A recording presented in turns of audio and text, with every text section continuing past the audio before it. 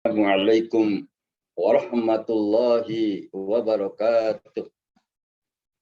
Alhamdulillah alladzi arsala rasulahu bil huda wa dinil haq liyuzhirahu 'ala ad-dini kulli walau karihal musyrikun. Asyhadu an la ilaha illallah wahdahu la syarikalah wa asyhadu anna sayyidana Muhammadan 'abduhu wa rasuluhu la nabiyya ba'da. Allahumma salli ala Muhammadin wa ala alihi wa ashabihi wa man sara ala nahjihi ila yaumil qiyamah amma ba'd. A'udzu billahi minasy syaithanir rajim. Bismillahirrahmanirrahim. Ya ayyuhalladzina amanu taqullaha haqqa tuqatih wala tamutunna illa wa antum muslimun. Ya ayyuhan nasu taqu rabbakum allazi khalaqakum min nafsin wahidah wa khalaqa minha zawjaha wa bassa minhuma rijalan katsiran wa nisaa wattaqullaha allazi tasaaluna bihi wal arham innallaha kana 'alaikum raqiba. Ya ayyuhalladzina amanu taqullaha wa qulu qawlan sadida yuslih lakum a'malakum wa yaghfir lakum dzunubakum wallahu ghafurur rahim. Ya ayyuhalladzina amanu taqullaha wa qulu qawlan sadida yuslih lakum a'malakum wa yaghfir lakum dzunubakum. Ya ayyuhalladzina amanu taqullaha wal tanzur nafsum ma qaddamat lighad wattaqullaha innallaha khabirum bima ta'malun. Para pemirsa karyawan Telkom yang dimuliakan Allah Subhanahu wa taala. Insyaallah pada sore ini kita akan bahas terkait dengan pengertian ibadah dan syarat-syarat ibadah. Ibadah itu kalau kata ulama, karena al-ulama warasatul anbiya, ulama itu pewaris Nabi. Al-ibadatu hiya ismun jami'un likulli ma yuhibbuhullahu wa yardahu minal aqwali wal a'mali al-batinati was-zahirati. Jadi ibadah itu adalah suatu nama yang mencakup semua pengertian, baik ucapan, perbuatan, yang batin maupun yang zahir, sepanjang Allah mencintai dan meridhoinya. Lawannya ibadah adalah maksiat. Jadi maksiat itu adalah suatu nama yang mencakup pengertian, baik ucapan maupun perbuatan, yang batin maupun yang lahir, sepanjang Allah marah dan membencinya. Oleh karena itu kita ditugaskan oleh Allah ini dalam hidup di dunia ini adalah untuk ibadah. Sebagaimana firman Allah dalam surat Az-Zariyat ayat 56. A'udzubillahi minasyaitonir rajim wa ma khalaqtul jinna wal insa illa liya'budun. Tidaklah aku ciptakan jin dan manusia melainkan untuk beribadah kepadaku. Jadi tugas manusia di dunia ini adalah ibadah. Dan ibadah sangat luas tadi. Kalau pakai bahasa kita lah, bahasa yang mudah. Bahasa anak muda ya. Jadi ibadah itu adalah semua aspek kehidupan sepanjang Allah ridho. Itu ibadah. Lawannya adalah maksiat. Supaya hidup ini jadi ibadah, tentu ada syarat-syaratnya. Syarat yang pertama adalah harus beragama Islam. Tentu kita ini bukan berarti kita melecehkan agama lain, dan tidak boleh kita melecehkan agama lain, karena kita pada prinsipnya lakum dinukum waliyadin. Cuma kita untuk di internal umat Islam, bahwa syarat ibadah itu yang pertama harus muslim. Kenapa harus muslim? Ya. Karena Allah berfirman, wa may yabtaghi ghairal islam dinan fala yuqbala minhu wa huwa fil akhirati minal khasirin. Quran surat Al-Imran ayat 85. Wa may yabtaghi ghairal islami dinan, barang siapa yang mencari agama selain Islam, falayyuqbala minhu, tidak akan diterima daripadanya. Wa huwa fil akhirati minal khasirin, dan dia di akhirat termasuk orang-orang yang merugi. Firman Allah juga dalam surat Al-Imran ayat 19. Inna dina indallahil Islam. Sesungguhnya agama yang dari sisi Allah hanya Islam. Menurut Quran. Hadirin para pemirsa karyawan Telkom yang dimuliakan Allah Subhanahu wa Ta'ala. Oleh karena itu supaya jadi ibadah hidup ini tentu ada syarat tadi. Pertama tadi muslim. Yang kedua harus berakal sehat. Yang kedua, berakal sehat. Kenapa harus berakal sehat? Karena ada hadis. Rasulullah Muhammad sallallahu alaihi wasallam bersabda, "Rufi'al qalam an salasin. Anin naimi hatta yastayqidu, wa anis sabiyyi hatta yablugha, wa anil majnuni hatta yakila atau hatta yafiqo." Rufi al-qalam an salasin. Ada 3 kelompok manusia yang terangkat, yang diangkat dari kolam. Maksudnya tidak dicatat. Tidak dicatat sebagai amal kebaikan, tidak dicatat sebagai amal kejelekan. Yang 3 kelompok manusia ini. Pertama adalah orang yang sedang tidur sampai dia bangun sadar. Jadi pada saat tidurnya itu dia tidak dapat pahala, juga tidak dapat dosa kalau melakukan sesuatu saat tidur, mimpi dan sebagainya, mimpi buruk, mimpi baik, itu tidak ada pengaruhnya. Kecuali dalam keadaan sadar. Kecuali yang bersangkutan sebelum tidur itu umpamanya dia membayang-bayangkan ya terkait dengan orang lain, dengan istri orang lain, lantas terbawa mimpi, itu yang dosanya pada saat sadarnya sebelum tidur, bukan saat tidurnya. Jadi kalau sedang tidur itu dimaafkan oleh Allah. Makanya kenapa sebelum tidur, saat masih sadar, itu kita dianjurkan baca Bismika Allahumma ahya wa bismika amutu. Atau yang paling gampang, Bismillahirrahmanirrahim. Para pemirsa karya Telkom memuliakan Allah Subhanahu wa Ta'ala. Yang kedua tadi, orang yang masih bayi, ya, masih anak kecil, sampai dia balik, hatta yablugha, wa anis sobihi hatta yablugha, ya, wa anis sobihi hatta yablugha. Jadi anak kecil sampai dia balik. Ya. Balik itu kalau bahasa kitanya dewasa. Ya. Cuma dewasa dalam hukum perdata dan dewasa dalam hukum Islam berbeda. Kalau dewasa dalam hukum positif, ya, di kita ini adalah 18 tahun. Tapi kalau dewasa dalam bahasa agama yang terkait dengan ibadah adalah balik. Kapan baliknya anak itu? Jika anak laki-laki walaupun 11 tahun atau 12 tahun dia telah mimpi basah, maka yang bersangkutan dianggap balik. Kalau perempuan walaupun dia baru 10 tahun, tapi kalau sudah itu sudah dianggap dewasa atau dianggap balik dalam bahasa agama. Maka dia wajib melaksanakan apa yang telah ditugaskan oleh Allah Subhanahu wa Ta'ala. Sebagaimana wajibnya orang-orang yang sudah dewasa lainnya. Oleh karena itu kalau anak kecil yang belum balik, jika melakukan kebaikan, jika melakukan amal-amal soleh, maka yang punya pahala adalah ibu bapaknya. Jadi ibunya sangat banyak pahalanya, bapaknya juga kebagian pahalanya.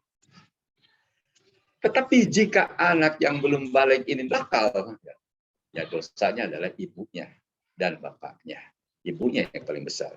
Makanya kalau anak soleh sebelum balik, itu beruntung orang tuanya. Karena pahala buat orang tuanya. Buat yang mendidiknya. Kalau neneknya yang mendidik, ya buat neneknya. Tapi pada umumnya adalah orang tua, ibu dan bapak. Jadi anak itu belum berdosa. Yang ketiga, wa anil majnuni hatta ya'tiqo. Wa anil majnuni hatta yapiko. Dalam hadis yang lain redaksinya berbeda. Wa anil majnuni hatta yakila. Dan orang yang majnun itu orang gila ya, orang gila. Hatta yakila, sampai dia berakal sehat, maksudnya sampai kembali sehat. Hatta yapiko, sampai kembali sehat. Majnun di sini bukan berarti gila permanen ya. Kalau gila permanen kan sudah dimaafkan segala-galanya ya. Ini yang dimaksud bisa termasuk orang yang sedang koma. Ya, orang koma itu tidak diwajibkan apa-apa. Ya. Orang yang tidak sadar itu tidak diwajibkan apa-apa. Makanya sampai kembali sehat kembali. Pada saat sehat kembali baru ada kewajiban. Jadi selama dia tidak sehat akalnya tidak diwajibkan, tidak diberikan tugas oleh Allah SWT, tidak diberikan beban oleh Allah SWT. Wa fil rahimakumullah, para karyawan Telkom yang dimuliakan Allah Subhanahu wa taala. Jadi Islam itu tidak membebani kepada orang-orang yang tidak normal. Makanya kenapa dalam Quran itu apalah takilun? Apakah kalian tidak berakal?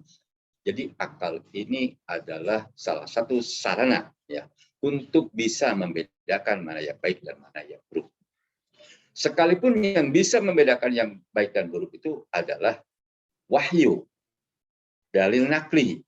Tetapi akal sehat pasti membenarkannya. Dan wahyu dengan akal sehat tidak akan bertentangan. Oleh karena itu sekali lagi bahwa syarat diantaranya harus berakal sehat. Yang ketiga adalah sidqul azimah. Sidqul azimah, pakai zai ya. Sidqul azimah. Bahasa kita punya kemauan yang kuat dan benar. Jadi punya kemauan yang kuat dan benar. Jadi ternyata ibadah itu tidak asal ya, tapi harus punya kemauan yang kuat dan benar. Ya. Dalilnya Quran ya, tentu surat As-Saff ayat 2 dan ayat 3. A'udzubillahi minasyaitonir rajim. Bismillahirrahmanirrahim.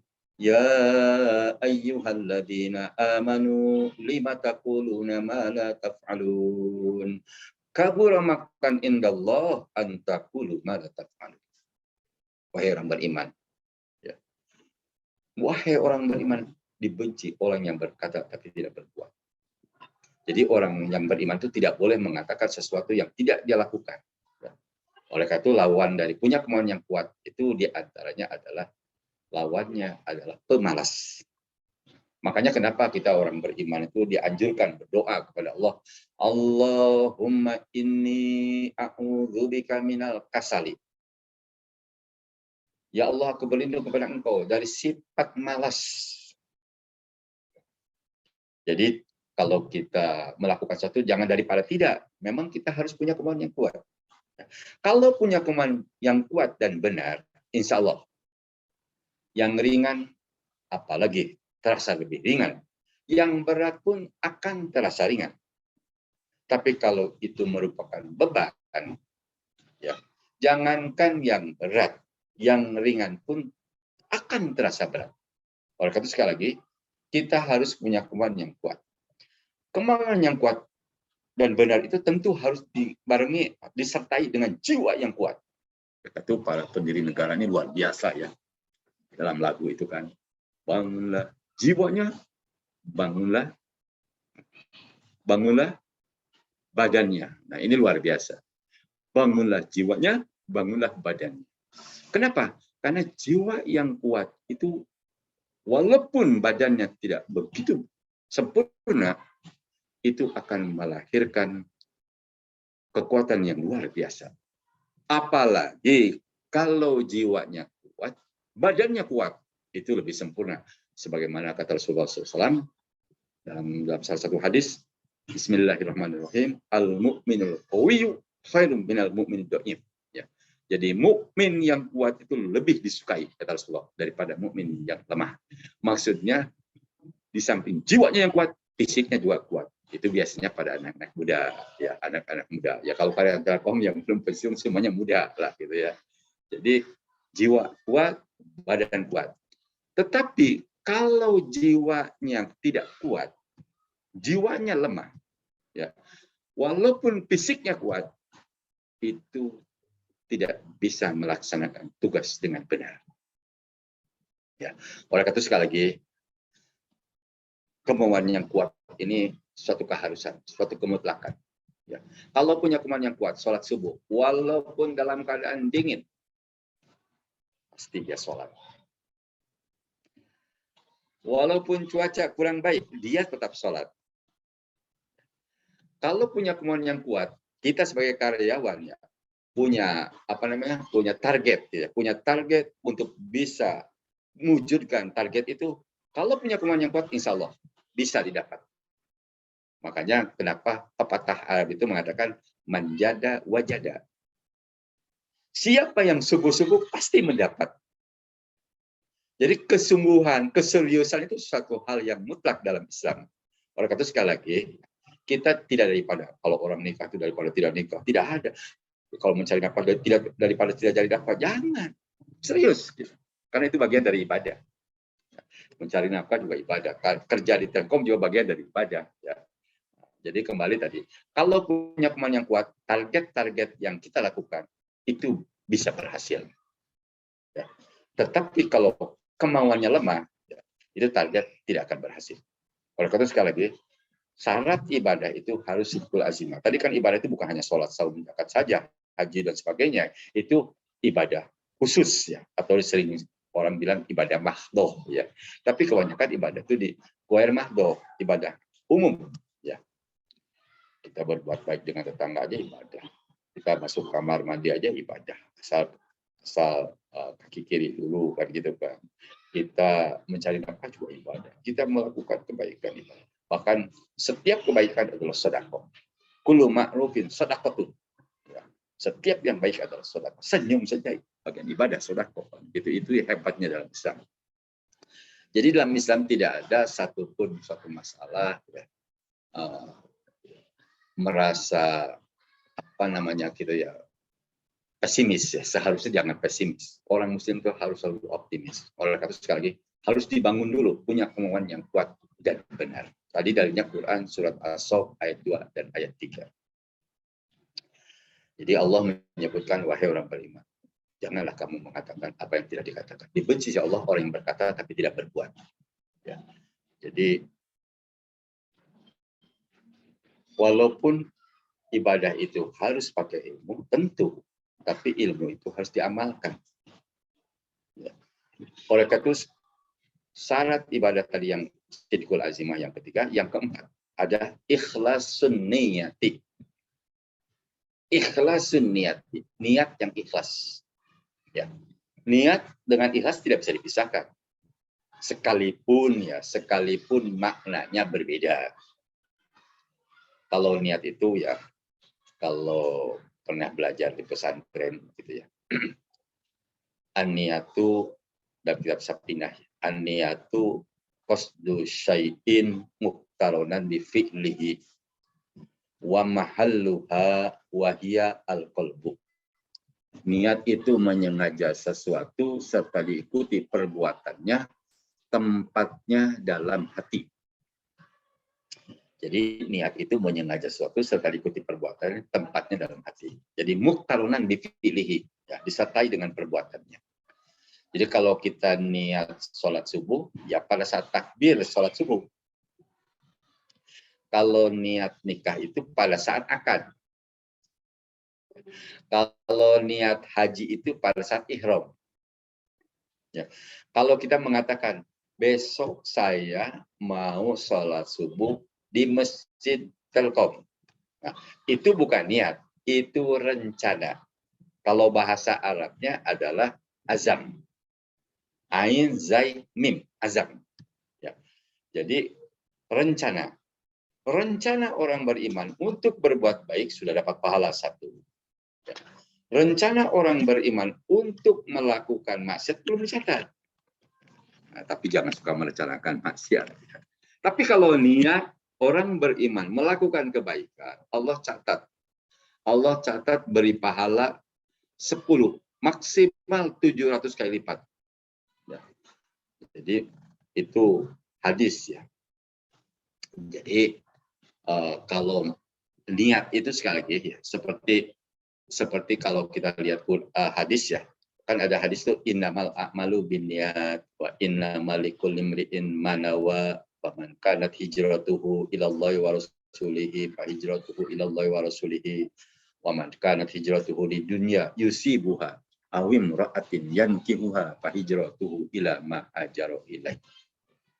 Jadi innamal a'malu binniyat, sesungguhnya setiap amal tergantung niat.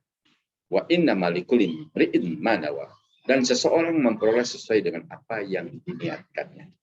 Kalau kita lihat asbabul wurudnya gitu ya, itu terkait dengan seorang laki-laki di Mekah ya, melamar seorang perempuan, ternyata lamarannya ditolak. Si perempuan ini hijrah dari Mekah ke Madinah. Karena punya kemauan yang kuat yang bersangkutan, si laki-laki ini, begitu si perempuan itu hijrah ke Madinah, dia juga hijrah ke Madinah. Dan hijrahnya dia itu karena perempuan. Itu yang disebut muhajir ummu qais ya. Nah, itu muhajir ummu qais. Jadi yang dikejar itu adalah perempuan. Oleh karena itu sekali lagi ya, kalau punya kemauan yang kuat itu insya Allah. Jadi niat itu menyengaja suatu serta diikuti dengan perbuatannya, tempatnya dalam hati. Jadi semua ulama sepakat tempat niat dalam hati. Ijma ulama, ijma para sahabat ya, bahwa tempat niat dalam hati. Makanya niat tergantung niatnya. Hati itu, makanya hati ini sangat menentukan. Jadi hati ini sangat menentukan. Bahkan sebagian ulama katakan hati itu, niat itu adalah separuh dari agama. Kenapa ada ulama mengatakan bahwa niat atau hati itu separuh dari agama? Karena yang namanya orang Muslim itu hanya lahir dan batin, dan niat adanya di batin, dan perbuatan itu adanya di lahir. Jadi setengah ada lahir, perbuatan, lisan, perbuatan ada. Tapi ada ulama mengatakan sepertiga. Kenapa mereka mengatakan sepertiga? Nah, jadi pertama adalah hati, yang kedua lisan, yang ketiga perbuatan. Nah, jadi itu perbedaan seperti itu tidak perlu diributkan ya, karena itu ikhtilaf ya. Kita harus hormat terhadap para pendapat ulama, karena al-ulama warasatul anbiya, karena mereka adalah para pewaris. Tentu mereka punya rujukan yang luar biasa, tidak hanya menyampaikan saja.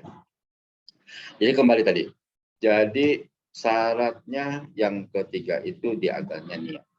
Tentu niat yang ikhlas.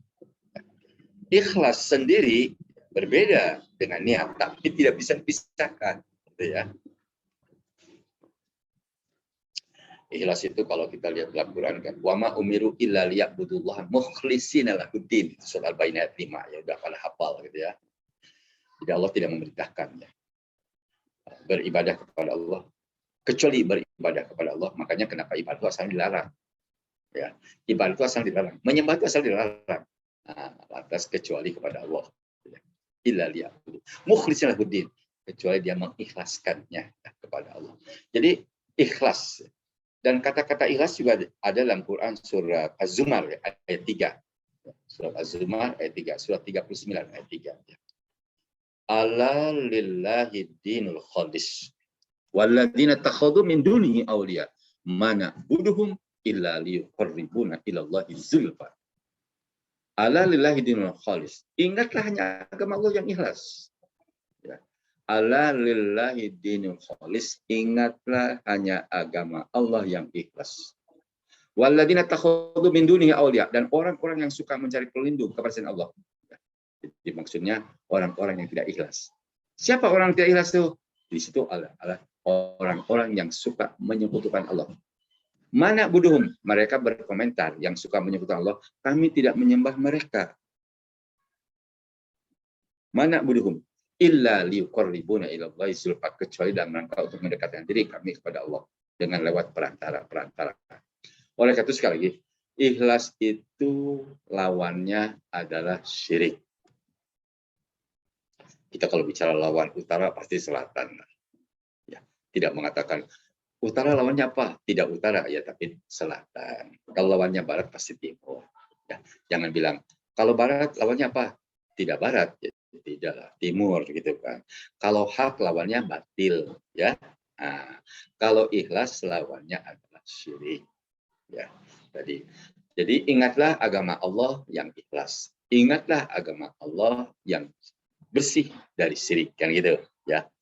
Jadi lawannya ikhlas adalah syirik. Tentu syirik itu harus diketahui oleh kita. Para ulama mengatakan ada yang mengatakan syirik itu terbagi dua, ada yang mengatakan terbagi tiga. Jadi dua-duanya benar. Nah, kita yang paling gampang aja lah terbagi dua. Yang pertama, syirkul akbar, syirik besar. Yang kedua, syirkul asghar, syirik kecil. Tentunya kalau ibadah itu dua-duanya harus terhindar. Jangankan syirik besar, syirik kecil pun itu berbahaya, ya, sehingga ibadah kita tidak sah. Ya, karena ibadah kita harus ikhlas. Ya. Tentu kalau bagi kita sebagai orang beriman, harus dihindari syirik besar dan syirik kecil. Ya. Kalau syirik besar tadi menyebutkan Allah. Kalau syirik kecil itu, ya kalau kata Imam Ghazali itu riya, ya kata Rasulullah juga riya, kan gitu ya. Syirik kecil itu riya, dan semua orang punya potensi untuk riya, termasuk saya, termasuk semua orang. Yang mustahil itu hanya Nabi. Ya. Kenapa mustahil Nabi riya? Karena yang namanya Nabi itu dimaksum, terjaga dari maksiat, terjaga dari salah, terjaga dari maksiat, terjaga dari dosa. Jadi kalau Nabi itu ya dijamin surga, ya pasti lah dijamin surga. Jangankan sekelas Nabi ya, sekelas Muhajirin Ansor dia dijamin masuk surga. Kita lihat Quran surat surat At-Taubah ya, ayat 100 ya. Wasabiqunal awwaluna minal muhajirin wal ansar walladzina tabauhum bi ihsan radhiyallahu anhum wa radu anhu wa adalahum jannatin tajri tahtaha al-anhar abada. Dzalikal fawzul adzim. Ada kata-kata walladzina tabauhum bi ihsan radhiyallahu anhum wa radu anhu, dan orang-orang yang mengikuti mereka. Siapa mereka di situ dalam Quran surat Taubat ayat 100 itu? Yang dimaksud orang-orang adalah generasi setelah Muhajirin Ansor. Yang dimaksud mereka adalah Muhajirin Ansor. Jadi kalau generasi setelah itu ya tabiin, nah, terus gitu kan, termasuk kita ya, dan sampai yang akan datang. Sepanjang mencontoh Muhajirin dan Ansor dengan benar, Allah ridho dan Allah akan masukkan ke dalam surga. Bahkan setiap orang yang bertakwa itu masuk surga. Ya. Jadi surga itu diperuntukkan untuk orang yang bertakwa. Bukan orang yang mengaku muslim, tapi orang yang bertakwa. Ya, tentu yang bertakwa itu pasti ngakunya juga muslim, kan begitu. Tapi tidak setiap yang ngaku muslim ada bertakwa. Kenapa? Karena kata Allah dalam surat Al-Imran 133, 134. A'udzubillahi minasyaitonir rajim. Bismillahirrahmanirrahim. Wasari'u ila maghfiratin mir rabbikum wa jannatin arduhas samawati wal ardh. Uiddat lil muttaqin. Alladzina yunfikuna fis-sarra wad-dharra wal kadhimina wal 'afina an-nas. Wallahu yuhibbul muhsinin. Jadi bersegeralah kalian untuk mendapatkan surga, untuk mendapatkan ampunan dari Allah. Di mana surga itu luasnya seluas langit dan seluas bumi, dan diperuntukkan untuk orang yang bertakwa. Jadi surga itu diperuntukkan untuk orang yang bertakwa. Nah, tentu takwa ini kalau kata ulama ya, imtitsalu awamirillah wajtinabun nawahi. Ya, takwa itu melaksanakan perintah Allah, menjauhi larangannya. Ya. Jadi kalau orang sudah melaksanakan perintah Allah dan menjauhi larangan Allah dengan tulus ikhlas, ya, ikhlas tadi bersih dari syirik besar, termasuk bersih dari syirik kecil. Cuma kita sebagai orang beriman, sekali lagi, kita ini punya potensi untuk syirik kecil. Oleh karena itu, kita harus hati-hati. Jangan sampai pada saat kita melakukan sesuatu yang baik itu disertai dengan riya atau syirik kecil. Kenapa? Karena syirik kecil ini membatalkan ibadah kita yang kita lakukan saat itu. Cuma bedanya antara syirik besar dan syirik kecil ya. Kalau syirik besar itu hurujul millah, keluar dari agama. Maksudnya pelakunya murtad. Ya. Kalau syirik kecil itu pelakunya tidak murtad, cuma dosanya besar. Dan yang menjadi dosa itu amalan saat itu yang dilakukan itu. Ya, tidak semua amalan. Ya. Yang tadi niatnya bukan karena Allah. Ya, riya tadi. Gitu. Ya. Umpamanya kalau kita infak itu ingin dilihat orang, ingin disebut dermawan. Kalau kita sholat ingin disebutkan ahli ibadah dan sebagainya, gitu kan? Dalam hati kita ini memang. Nah, itu jatuhnya ke riya. Itu tidak dapat pahala. Amalan yang saat itu yang dilakukan, itu tidak dapat pahala. Bahkan termasuk berdosa. Dosanya besar. Ya. Dosanya besar. Ya. Kenapa? Karena kata Rasulullah Muhammad Sallallahu Alaihi Wasallam dalam salah satu hadisnya, Rasulullah menyampaikan kepada kita, kepada para sahabat saat itu, ya. Jadi beliau ini menyampaikan kepada para sahabat yang orangnya soleh-soleh, ya. Kalau sekarang kita sebutnya kan salafus soleh, ya. Para sahabat Muhajirin Ansor itu salafus soleh, ya. Mereka orang-orang soleh, ya. Tapi Rasulullah tetap wanti-wanti kepada mereka, apalagi kita, gitu kan. Apalagi sekelas-kelas kita, orang awam, ya, orang yang banyak dosa, kan gitu. Sampai Rasulullah menyampaikan kepada para sahabat Muhajirin Ansor, Rasulullah menyampaikan kepada sahabat Muhajirin Ansor, inna akhwafa ma akhafu alaikum asyirkul asghar. Inna akhwafa ma akhafu alaikum asyirkul asghar. Sesungguhnya yang paling aku takutkan untuk kalian adalah syirik kecil. Bayangkan, ya. Yang paling aku takutkan untuk kalian adalah syirik kecil. Maksudnya riya. Ya. Kalau Nabi Muhammad mustahil, ya, karena dimaksum, sekali lagi, ya, dimaksum, terjaga dari dosa. Oleh karena itu kita harus dijauhi itu. Makanya pada saat kita melakukan apapun. Tapi jangan begini, saya tidak mau sholat berjamaah di masjid takut riya. Oh, itu salah, ya. Saya tidak mau infak takut riya. Itu salah, ya. Kita justru sholat, kita infak, kita berbuat baik dengan siapapun, tapi dalam rangka mencari ridho Allah Subhanahu wa Ta'ala. Itu akan jadi ibadah. Ya. Oleh karena itu, apapun yang dilakukan oleh kita, itu semata-mata dalam rangka mencari ridho Allah. Kalau dalam rangka mencari ridho Allah, insya Allah jadi ibadah. Jadi ibadah itu nikah ibadah, apa aja ibadah, gitu, ya. Pokoknya setiap kebaikan pasti jadi ibadah. Bahkan Rasulullah mengatakan kullu ma'rufin shadaqah, setiap yang baik itu adalah sedekah. Jadi kembali tadi, jadi syarat ibadah itu diantaranya niat yang ikhlas, bersih dari syirik besar, syirik kecil. Jadi syirik besar, syirik kecil. Ya. Jadi oleh karena itu kita harus terhindar dari syirik kecil. Dan semua orang punya potensi untuk itu. Oleh karena itu kehati-hatian itu penting. Ya. Makanya pada saat kita kalau sholat itu pada saat takbir itu niat yang lurus, ya, semata-mata dalam mencari Allah. Kalau saat mengeluarkan zakat itu hati kita terjaga. Pada saat nikah itu jangan sampai kita mengatakan udahlah, walaupun ada saksi, ya, saksinya banyak, minimal 2 orang, ada walinya, gitu, ada pejabat dari KUA, tapi kalau niat dalam hatinya, gitu, ya, nikah dibatasi dengan waktu, namanya nikah mut'ah, itu haram. Dan itu secara apa namanya, di sisi Allah, ya, di sisi Allah itu termasuk zina. Oleh kata hati-hati, niatnya lurus, kan gitu, tidak dibatasi dengan waktu.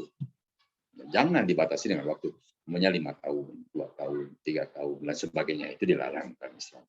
Itu Islam itu sangat mulia, harus dijaga hati. Kenapa?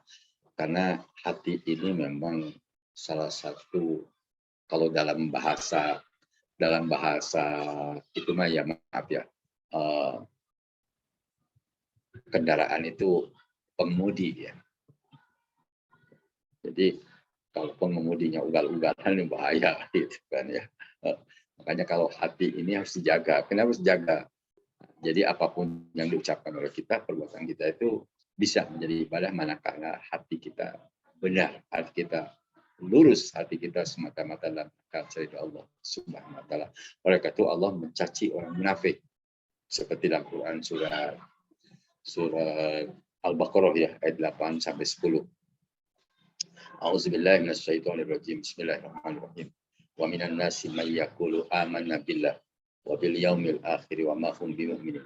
Yukhadi'una Allah wal ladzina amanu wa ma yakhda'una illa anfusahum wa ma yash'urun. Fi qulubihim marad wa zadahumullahu marad wa lahum adzabun alim bima kanu yakdzibun.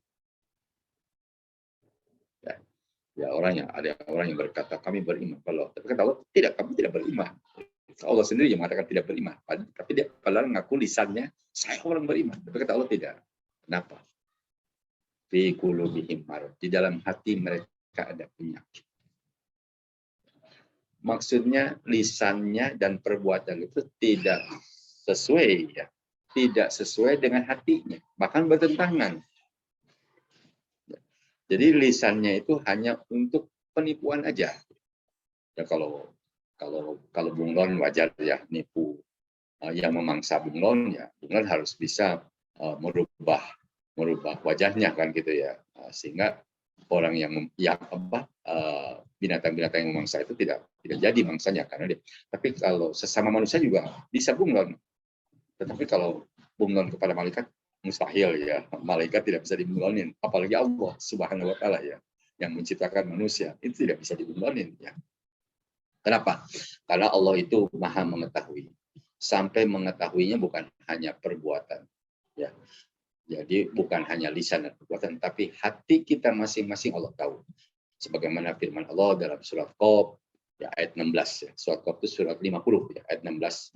A'udzubillahi minasyaitonirrajim. Walaqad khalaqnal insana wa na'lamu ma tuwaswisu bihi nafsuhu wa nahnu aqrabu ilaihi min hablil warid. Ya. Walaqad khalaqnal insana, dan kami telah menciptakan manusia. Wa na'lamu ma tuwaswisu bihi nafsuhu, dan kami mengetahui tentang bisikan hatinya, maksudnya hati manusia ya. Jadi manusia yang miliaran ini Allah tahu hatinya masing-masing. Makanya kita tidak mungkin ya bunglon kepada Allah ya. Karena Allah Maha tahu ya. Jadi taunya itu bukan hanya lisan saja, tapi bukan hanya perbuatan saja, hati pun tahu. Maka itu sekali lagi ya, kita harus merasa diawasi oleh Allah Subhanahu wa taala. Insya Allah kalau kita ingat dengan surah Qaf ini ayat 16, pada saat kita melakukan sesuatu itu kita tidak mengatakan alhamdulillah orang lain tidak ada yang tahu. Pada saat kita melakukan kejelekan, ya. Padahal Allah tadi mengetahui. Jadi sekali lagi, jangankan ucapan, perbuatan, hati kita masing-masing yang miliaran Allah tahu. Bahkan Allah menyebutkan wa nahnu aqrabu ilaihi min hablil warid, dan kami lebih dekat daripada urat leher. Maksudnya bukan Allah itu masuk kepada jiwa kita, bukan ke diri kita, bukan ya. Bagi Allah kan nggak ada jarak. Jarak jauh dekat itu bagi makhluk. Kita mengatakan jauh, bagi Allah nggak jauh, gitu kan? Ya, jadi dekat jauh itu bagi makhluk. Bagi Allah semuanya dekat, nggak ada jarak begitu. Jadi yang menciptakan jarak itu Allah. Jadi waktu itu hati-hati. Bukan berarti Allah masuk ke dalam jasad kita. Nah itu juga aliran sesat ya. Kita sebagai pengaku Ahlus Sunnah wal Jamaah harus hati-hati. Para karyawan, para pemirsa Telkom yang muliakan Allah Subhanahu wa taala. Dan selanjutnya adalah muwafaqatus syar'i. Syarat yang terakhir adalah muwafaqatus syar'i. Harus sesuai dengan tuntunan syara. Kalau dalam bahasa lain ittiba. Ittiba kepada siapa? Kepada Rasulullah Muhammad sallallahu alaihi wasallam. Ibadah ini tidak sah kalau tidak mencontoh di man amila amalan laisa alaihi amal, yang tidak dicontohkan maka amal itu ditolak. Jadi kita melakukan amal itu mencontoh. Kenapa? Karena berdasarkan firman Allah surat Al-Imran ayat 31. A'udzubillahi minasyaitonir rajim. Bismillahirrahmanirrahim. Qul in kuntum tuhibbunallaha fattabi'uni yuhibbukumullah. Ya. Qul in kuntum tuhibbunallah. Katakanlah jika kalian mencintai Allah. Qul in kuntum tuhibbunallah. Jika kalian mencintai Allah. Ya. Fattabi'uni. Ikutilah aku. Wa yaghfir lakum dzunubakum wallahu ghafurur rahim. Jadi ikutilah aku. Jadi maksudnya ikuti aku itu ikutilah Rasulullah Muhammad sallallahu alaihi wasallam. Ya. Tentu ibadah ini harus mencontoh Rasul. Contoh ya. Contoh yang sangat sederhana. Ibadah itu terkait dengan 6. Waktu, tempat, cara, sebab, jenis, hitungan. Ya, ibadah selalu terkait, terutama ibadah makhluk ya. Waktu, tempat, cara, sebab, jenis hitungan. Contoh waktu. Ya. Sholat wajib ada waktunya. Sholat sunat juga ada waktunya. Saum wajib ada waktunya. Saum sunat juga ada waktunya. Jadi kalau ada orang ya puasa ya atau saum tiap hari ya tidak benar ya. Tiap hari tidak benar ya. Jadi saum itu kalau sunat ya, kalau sunat itu paling hebat itu saum Nabi Daud ya. 1 hari puasa, 1 hari buka, atau ayamul bid gitu ya. Ayamul bid juga tanggal 13, 14, 15 Hijriah gitu kan setiap bulan. Ya. Saum Senin Kamis itu sunat ya. Itu yang sunat-sunat gitu ya. Salat juga begitu, salat duha. Sekarang kita salat duha nih padahal udah jam hampir jam 5 nih kan. Oh, itu ya nggak bisa lah. Nah, harus sesuai dengan waktu. Haji pun ada waktunya. Ya, kalau kita boleh kapan saja hajian gitu ya, mumpung sepi gitu ya di Masjidil Haramnya, sepi juga di Ka'bahnya, sepi juga di Padang Arafah, mendingan kita aja sekarang berangkat naik haji, ya nggak ada waktunya gitu ya. Jadi bulan-bulan haji itu adalah bulan-bulan ditentukan oleh Allah Subhanahu wa Ta'ala, tidak bisa kapan saja gitu. Zakat juga ada waktunya.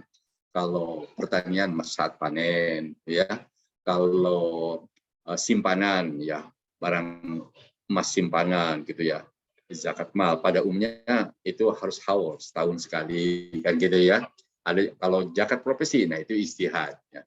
Itu salah satu ulama yang beristihad zakat profesi itu saat panen dikiaskan ya, dianalogikan, dikiaskan kepada panen pertanian. Makanya setiap panen. Jadi kalau profesi seperti karyawan Telkom bisa tiap bulan, bisa setahun sekali, terserah gitu ya. Kalau mau dengan tiap bulan dikeluarkan 2,5% asal sudah nisab. Cuma nisabnya itu kalau kata ulama ini ya 653 kg beras. Jadi kalau punya penghasilan 653 kg setiap panen wajib. Jadi itu waktunya sekali lagi, waktunya panen kalau pertanian. Kalau simpanan itu emas dan perak itu setahun sekali haul. Ya biasanya orang muslim ini paling gampang itu ngitungnya bulan Ramadan. Ya, supaya mengeluarkan jadi ingat juga di bulan Ramadan dan pahalanya besar gitu kan di bulan Ramadan itu dilipat-lipat kan luar biasa, bahkan kadang-kadang kelipatan yang tak terbatas itu hebatnya di bulan Ramadan. Nah, terkait dengan tadi itu ittiba ya, itu waktu ya, jadi waktu kurban juga ada waktunya, akikah ada waktunya. Jadi kurban sekarang daripada nanti mumpung masih punya duit sekarang itu kesempatan ada, yuk kita kurban sekarang ya nggak bisa.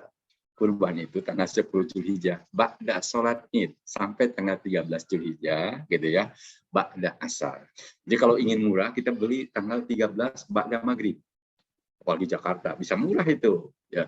Atau tanggal 14 masih ada di Jakarta, orang dibawa lagi ke daerahnya masing-masing, itu nggak mungkin dijual harga, mungkin modal di bawah modal dijual gitu mereka kalau ingin murah, tapi kan bukan itu masalahnya, ibadah ada waktunya. Jadi kurban itu tanggal 10 Zulhijjah, ba'da sholat Id sampai tanggal 13 Zulhijjah gitu ya, hari tasyrik itu tanggal 13 terakhir ba'da asar. Setelah itu tidak ada lagi kurban. Jadi ada waktunya gitu ya. Akikah juga ada waktunya ya. Yaitu hari kelahiran dari hari ke-7, hari ke-14, hari ke-21 itu hadis ya. Ya. Adapun masalah perbedaan pendapat ulama mengatakan setelah dewasa dia baru bisa, itu lain lagi masalah ya. Jadi yang namanya ibadah itu dikaitkan dengan waktu. Tidak bisa terserah saya, nggak bisa ya. Kenapa? Karena Nabi melakukannya begitu. Ya itulah disebut ittiba ya. Seperti sholat maghrib, ya, contohnya lagi kaitan dengan hitungan. Sholat maghrib 3 rakaat. Walaupun di jamaah qasar tetap aja 3 rakaat.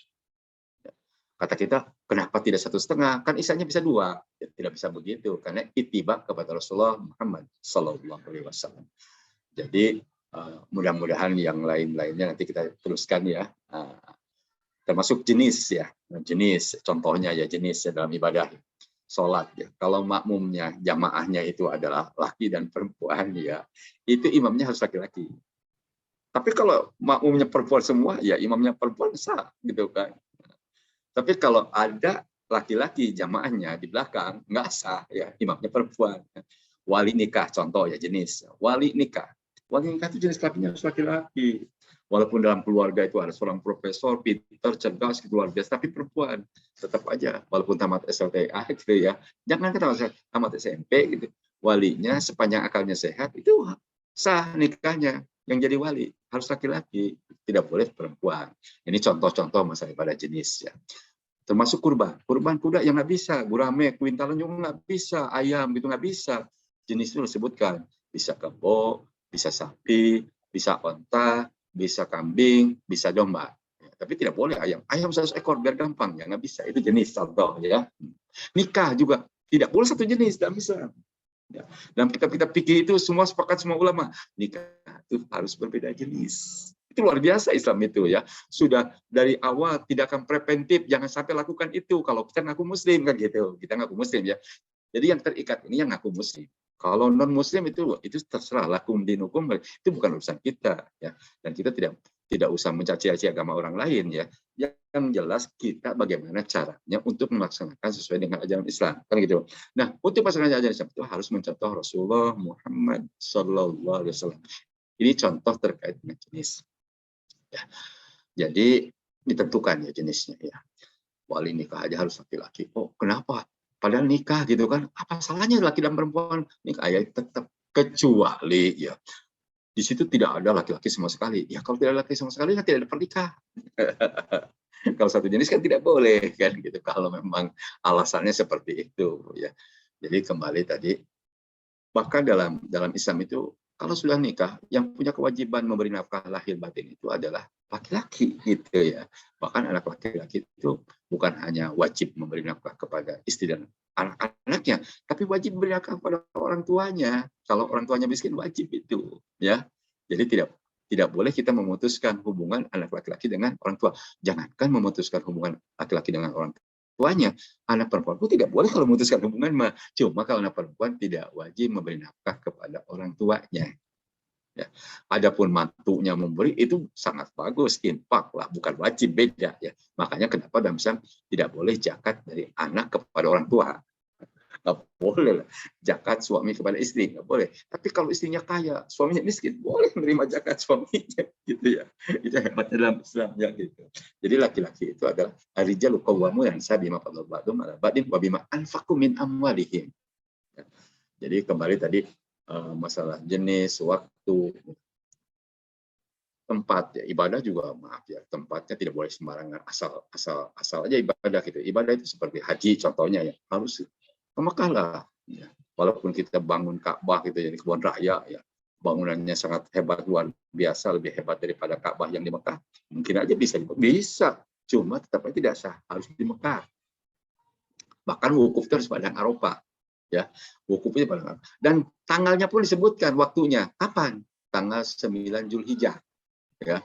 Jadi kita daripada nanti rame desak-desakan dengan 9 Zulhijjah seluruh dunia datang ke situ padang Arafah, kenapa kita tanggal 7 aja atau tanggal 1 aja atau tanggal seterusnya ya, berbeda dengan, pokoknya yang penting jangan tanggal 9, karena tanggal 9 itu orang pada berbondong-bondong ya, nggak bakal sah karena waktunya tentukan yaitu tanggal 9 Zulhijjah. Kalau 10 Zulhijjah itu sudah Id gitu ya. Nah, makanya Idul Adha itu patokannya ada tanggal 10 Zulhijjah. Kenapa dikaitkan dengan haji? Ya dikaitkan dengan haji karena kalau sudah tanggal 9 di padang Arafah hari Kamis semuanya gitu kan, Jumatnya pasti Idul Adha. Itu udah pasti ya. Jamaah para pemirsa jamaah Telkom yang dimuliakan Allah Subhanahu wa taala, mudah-mudahan ya tausiah yang singkat ini bermanfaat khususnya untuk diri saya sendiri, untuk mengingatkan dan untuk kita semua. Mudah-mudahan Allah selalu melindungi kita dan mudah-mudahan Allah selalu menjaga kita dari hal-hal yang tidak baik. Karena kita sebagai manusia tentu bisa saja melakukan kehilapan dan sebagai jawaban itu kita berlindung kepada Allah agar Allah menjaga kita. Mudah-mudahan ini bermanfaat. Wabillahi taufiq hidayah. Wassalamualaikum warahmatullahi wabarakatuh.